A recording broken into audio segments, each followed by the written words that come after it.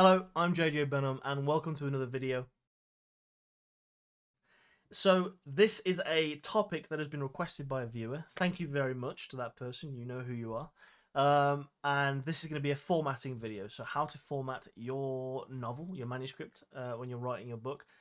So this is going to be in two parts mainly. So this is going to be formatting for editing and creating your manuscript for the first time, so draft 1 through 2, so on and so forth, and then also creating the format or formatting your document for print ready basically and ebook.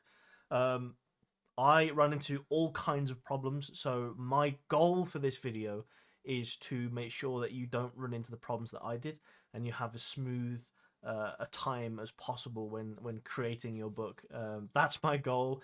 I will caveat, I'm not an expert. I've written and published one book, mainly edited it myself. I did use an editor as well, but largely I went through the process myself and learned as I went. So any of the advice I give, I will caveat, it might not be the most optimum way of doing things, but it worked for me, and hopefully it works for you. As I said, hopefully it helps you avoid some of the sort of pitfalls and the problems that I had. Right, so I mean, we'll get straight into it. I've recorded this video like 6 times now. I keep rambling on, so I'm really, really going to try to make this video as short and concise as possible, and sort of get over the advice as fast as I can. I have rambled an awful lot. I'm doing it right now. So we'll move straight on to formatting your manuscript for first drafts and then editing as well. So we'll get straight onto that now. So you're creating your manuscript. I'm going to use this. This is draft 1, so there's plenty of mistakes in here. The formatting's terrible. It's not great, but this is a bit of a sneak peek and sort of the early version of Relics Dawn, if you will. But what I'm going to do is, so the format that you can see now is the format that I used. So I actually started writing this book in Google Docs. I don't know why. I think it was because I could send it to people. I could give people access to the doc and sort of have them read it as I sort of wrote it and get some feedback as I went along. If you can do that, if you've got friends willing to do that, then that's absolutely fantastic, because that's going to give you really, really good feedback and really good sort of constructive criticism on sort of the early stages of your book, and it'll sort of set you up to sort of produce a really good book and a better quality book. But I eventually moved to Word, purely because I thought, I think Word was just easier. And when it came to actually producing the sort of final manuscript for KDP, I think Word, producing a Word doc was just an easier method. I would definitely recommend writing in Word if you can. It's not too much of a problem, but I would advise that if you're able and sort of okay with using Word, definitely recommend that as sort of advice point number 1.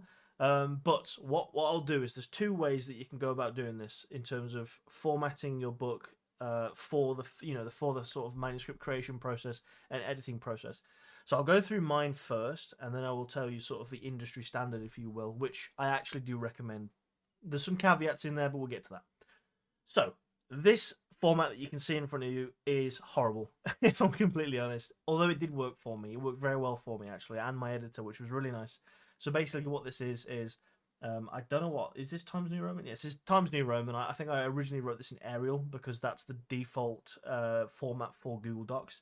I then obviously came back and changed it to Times New Roman. Little tip: if you hit Control A, it highlights the whole document, so you can make pretty big changes to that, whether it's font or whatever you might need. But yeah, that's pretty much. I think this is. Oh, no, okay. I think this is obviously the first format that I use. So this is basically indent the very first paragraph, and then it's basically a big gap between all of the different paragraphs. This worked for me, and I think that the most important thing, if you're not going to go down the traditional method of publishing and editing via like really big sort of editing professionals through agencies and traditional publishers, I would honestly recommend using a format that works for you. If you're going to be doing most of the editing to the book yourself, then yeah, find a format that works for you. Find a format that you can sort of work your way through, that makes sense and doesn't overwhelm you. This was nice for me because this basically let me hit chapter by chapter, with clear defined gaps between all of them. I mean, these chapters are like tiny, so I actually went back and changed all of this, but at the time, it was really nice for me to be able to sort of tackle each one as I went along. And another method that I use when I'm actually writing, and I potentially don't recommend this. This is just the way my mind works, but I will actually write a section of the book, go back and read it and edit it as I'm going.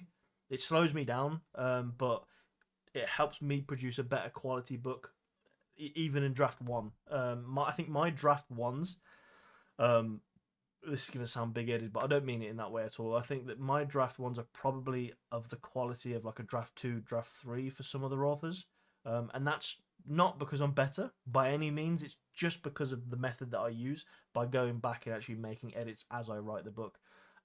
Again, probably wouldn't recommend that. If that's the way that your mind works and that's the way you like to do things, then great. I'd say definitely go for it. But the one thing that I can really, I can't sort of like, preach about enough is to find a method and find a format that works for you, and obviously get and it enables you to sort of get the best quality story. Obviously the story's in your head, it's just about how you get that down onto paper.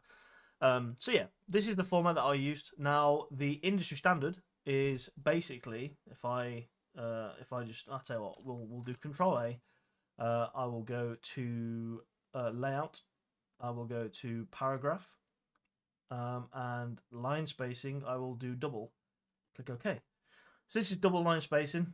This is basically the industry standards. You want Times New Roman, you want double line spacing, which looks like this, and you want to basically indent the first paragraph. Now, obviously that final draft, which I'll show you in a little bit, I've indented every paragraph just because it looks better, and I think that that's the standard for a finished version of the manuscript.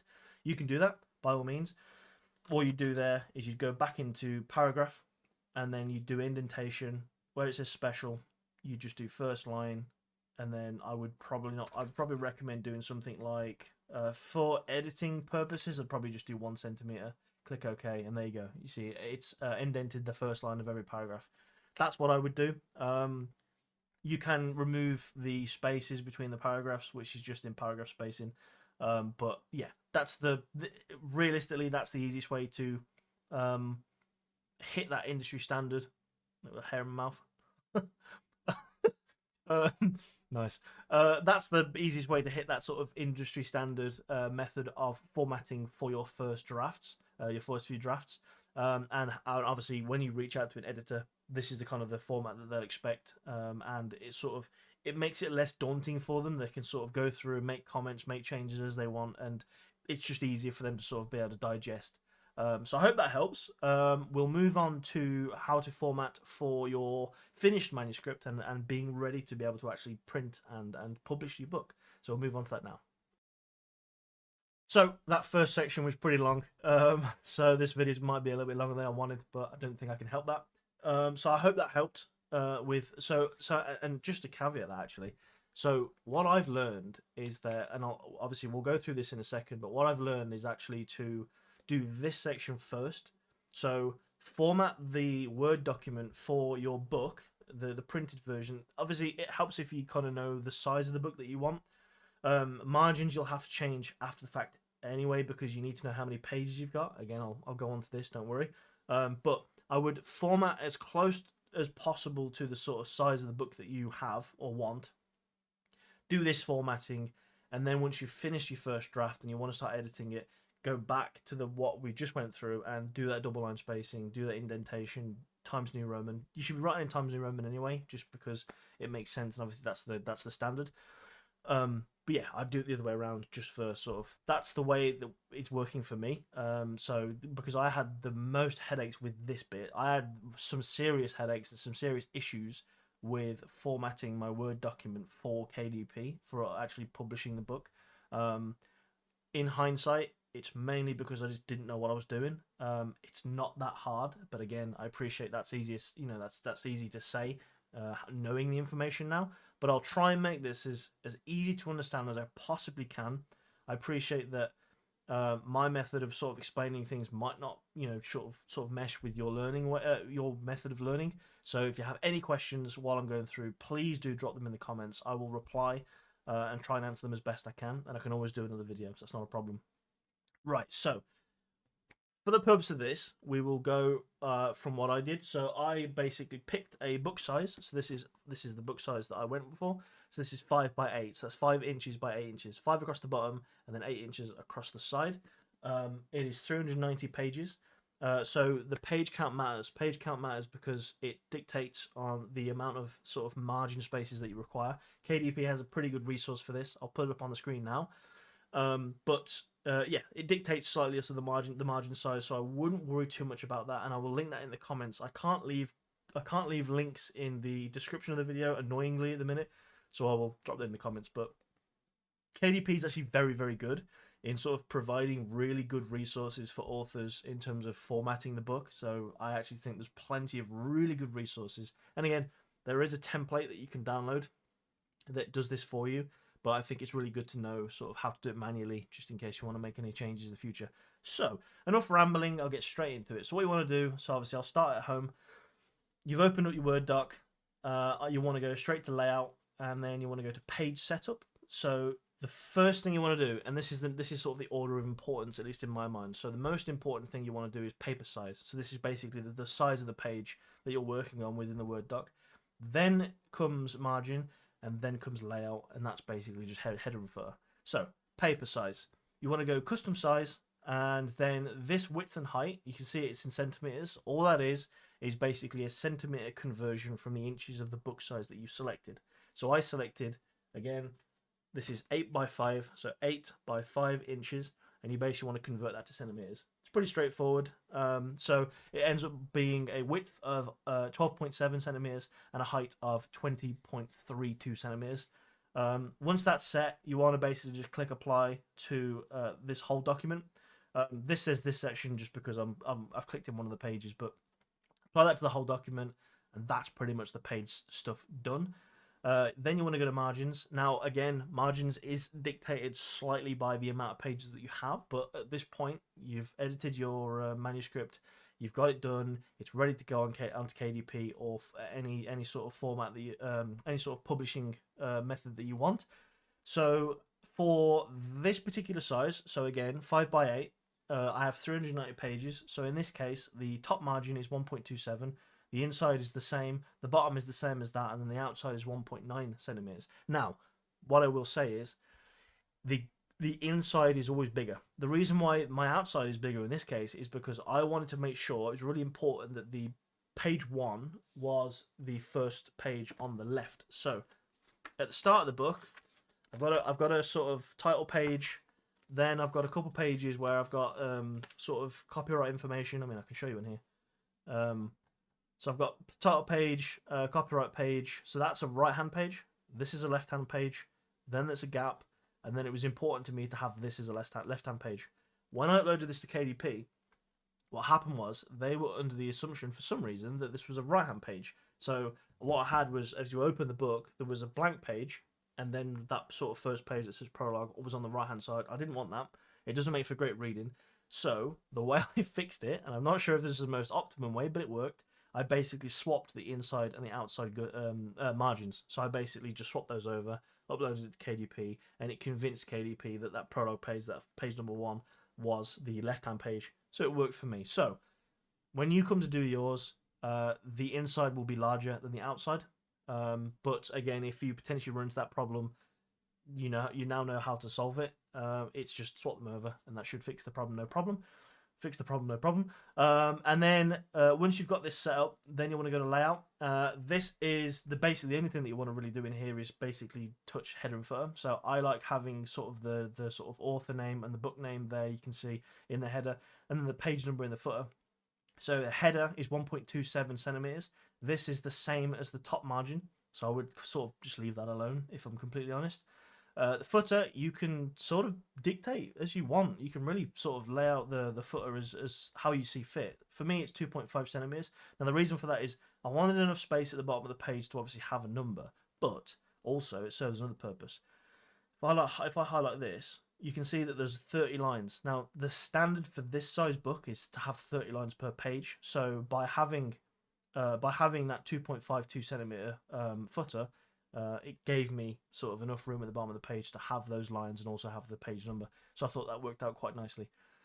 This is pretty much it. So, just to reiterate, I appreciate this is I'm rambling again. This is a long video, but I appreciate that this is a lot of information to take in. So, in order, we want to basically select the book size, the physical book size.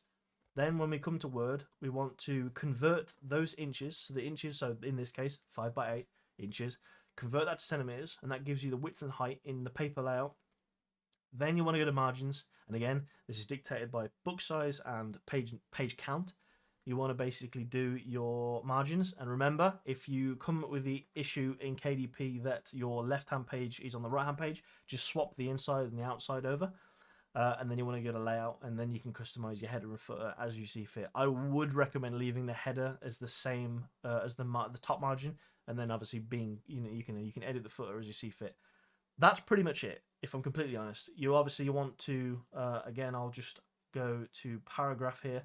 So first line special indentation. So I've got 0.5, as you can see here. That's, I think, in my opinion, that's more than enough space to indent a paragraph. And then I've got single line spacing, because obviously this is going to go in a print book and I don't want double line spacing. It looks pretty weird. That the double line spacing is purely for that sort of drafting stage and editing stage. After that, I would definitely just do single line spacing. Other than that, that's pretty much it. Now, if you also want to do ebook, you basically want to remove ebook. You can kind of do what you want. This would be ready for ebook. I have in an ebook version, I have basically a chapter contents page, so you can click on the chapter that you want to go to, and it takes you straight there. You don't need that. I think that's more for non-fiction, and in my next sort of books, I won't add that. That's sort of it's not a mistake, but it's unusual for a fiction book in an ebook version. But anyway, I'm sort of rambling on again. So for example, here you can see that there is only 21 lines on this page. The reason for that is obviously the chapter's ended and I want to start the next chapter on a fresh page. There are examples in this book where it ends maybe here. The rest of this will be blank because the next chapter obviously starts on a fresh page. For ebook, I've removed these gaps. So I actually would just go backspace until one too many, until it was about there. It's just so it flows really well. You don't actually have to do that because you can sort of lay it out as this. Obviously, when the person sort of gets to that page, it ends. Obviously, they can see that the chapter's ended. So the way that KDP and Kindle works out pages is slightly different. I don't really know the ins and outs of it. So what I did was I basically removed all of the gaps between chapters, and it seems to have worked quite nicely actually. I've been through and have a look at the different pages, and I've not really come up with any problems with it. So I would recommend doing that. I would recommend formatting for your physical book first, and then worrying about ebook. And the way I did it was literally just removed any gaps between chapters. So for example, all this empty space here was gone, and that was it really. So I appreciate this has been an awful lot of information. I really, really, really hope that this is sort of, answered any questions that you might have. To that person that asked for this, I hope it's been helpful. There's quite a lot of information. I'm more than happy to go in depth in any aspect of this. If I explained something that didn't make sense, or if I didn't cover anything off in as much detail as you wanted, please let me know. I'll answer any questions in the comments as I've mentioned. The next video is going to be a late, because it is the 15th today, a late sort of rundown of June fantasy and sci-fi upcoming books for this month. But no, thank you very much for watching. I really, really hope this was helpful, and I'll see you in the next video. Thank you.